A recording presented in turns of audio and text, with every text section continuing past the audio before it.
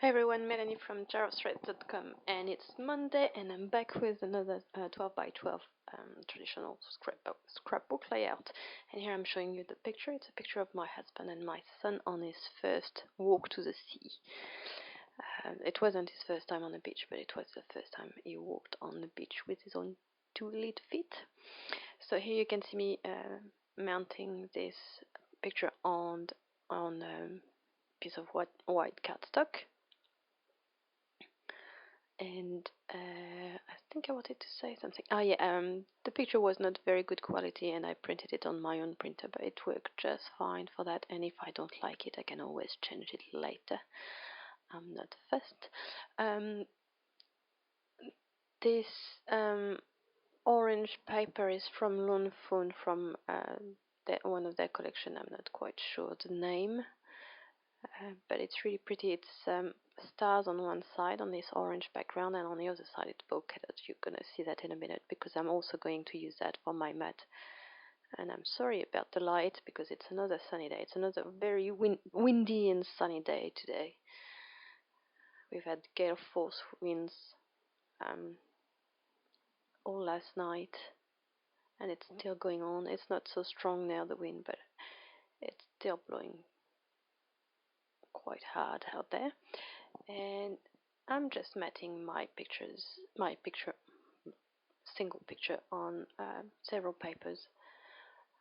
I like the orange for this layout. Here I'm trying another few papers. They're very blown out because of the light, but I like to use the orange when I'm using blue, because it's a complementary color and it brings out the blues very nicely, I find.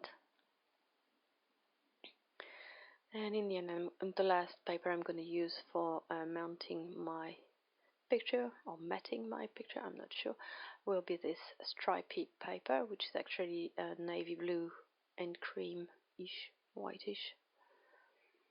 And I'm positioning it on the stripe so that I'm gonna have a blue stripe and not a white stripe on each side, as you can see here. So it doesn't look weird once I put it down on my background. And for my background, I'm using a piece of textured cardstock from American Craft. And my local stationery, well, sort of local stationery store, is now carrying American Craft cardstock. Sorry. So it's quite handy. And here you can see me, I'm doing some ticks so I know where my picture is going, because I'm going to do a lot of doodling. Well, not a lot, just a little bit. And I'm starting by doing those loops, and this is not really what I wanted to do, so I'm going to go ahead and draw that a few times, and in the end I'm going to decide that I don't like it. So I really recommend doodling on your background. It makes them very personal, and it's a nice change. If you're not confident in a confident doodler, you can always stamp and achieve the same kind of effect, I suppose.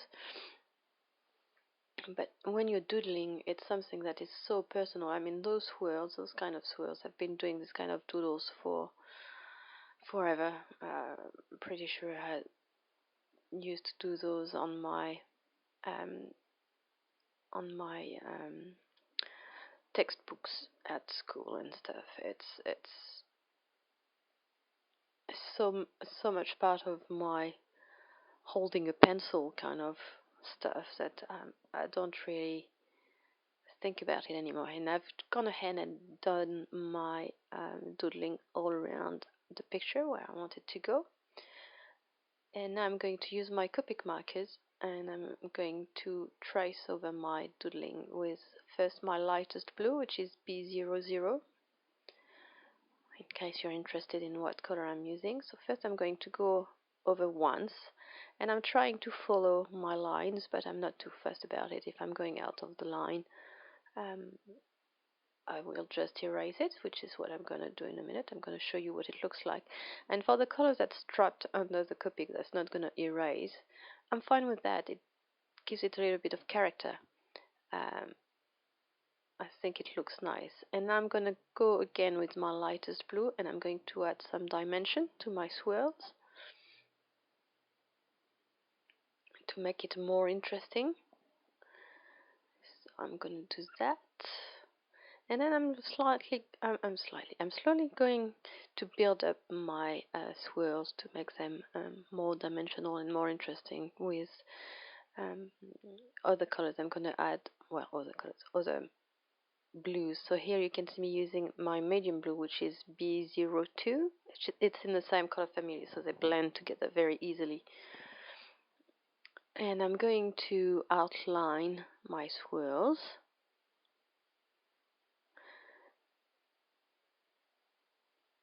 And also always trying to be very loose. And if you're into trying this kind of swirly doodles, make sure you're always going in the direction of your wrist, because your wrist will spin in one direction more easily than the other. So it's easier to turn the paper than to turn your hand sometimes. And here you can see what it looks like once I've added my last color, which was B05, in just a few places. Um, to to add a last touch. So that was it. I've erased my marks around the picture, and I'm going to use some acrylic inks by Daler Rowney. I'm going to use Process Cyan, which is very close to my blues I was using, and Flame Orange. And the last color I'm going to use is Yellow Ochre. And I really like the effect. And between each splattering of ink, I'm using my heat tool so that the color don't mix, because if you mix orange and blue, since they're complementary colors, they're going to create a neutral, and the neutral you're going to create is brown, and I don't really want brown on my layout. Now I decide that it's not enough, so I'm gonna add a little bit of stenciling, and I'm using Lemon Chiffon and Tim Holtz Dot Fade, and this orange is Studio Calico's Orange County. And here you can see I didn't put enough, so I'm going to add some more. And I didn't have any blue ink, otherwise I would have added some blue inks as well. I think it's just a hint of something behind the picture. At this point I know I'm not going to use any embellishments, so I want to make sure that my background is interesting enough. And here I'm really sorry, I thought I'd recorded what happened between then and now.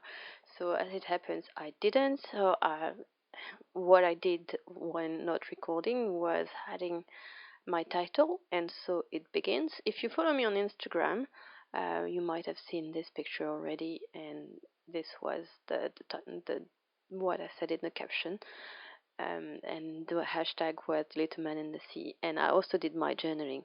So now I'm just adding some more stamping, and some more. Just adding some stamping, and with a few roller dates stamps. So one with the date, because I remembered the date for this one, which is not that common, and a few other roller date stamps to add a little bit of interest, like Here and Now and Sing Big and something like that. And that's pretty much it. I hope you enjoyed this video. It was a very fast layout for me, and I'm glad I did it. It was very relaxing to do as well with all this doodling. Hope you enjoyed this video. Leave me a comment or a like if you want, and subscribe to see more from me. And I'll see you guys very soon. Bye bye.